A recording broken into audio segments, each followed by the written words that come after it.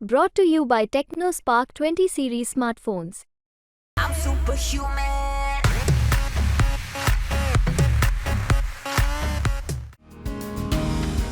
राष्ट्रवादी काँग्रेसचे अध्यक्ष अजित पवारांना निवडणूक आयोगाकडून दिलासा मिळालाय.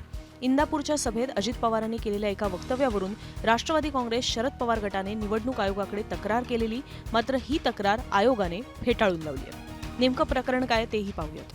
इंदापूरच्या सभेत अजित पवारांनी म्हटलेलं की आम्ही केलेल्या कामांचा तुम्हाला योग्यरित्या फायदा होणार आहे, पण जेव्हा तुम्हाला फायदा होईल तेव्हा तो कुणामुळे झाला हे कधीच विसरू नका. विकास कामांसाठी लागेल तेवढा निधी आम्ही देणार आहोत, हवा तेवढा निधी मी देतोच, पण त्याप्रमाणे मशीनमध्ये देखील कचा बटन दाबा म्हणजे मला निधी द्यायला बरं वाटेल, नाहीतर माझा हात आखडता घेऊ शकतो. इंदापूरच्या सभेत अजित पवारांनी केलेल्या ह्याच वक्तव्यानंतर त्यांच्यावर विरोधकांनी टीका तर केलीच, मात्र हा आचारसंहितेचा भंग असल्याचं म्हणत राष्ट्रवादी काँग्रेस शरद पवार गटाने तक्रार सुद्धा केली. यावर निवडणूक आयोगाकडनं काय म्हणण्यात आले तेही पहा.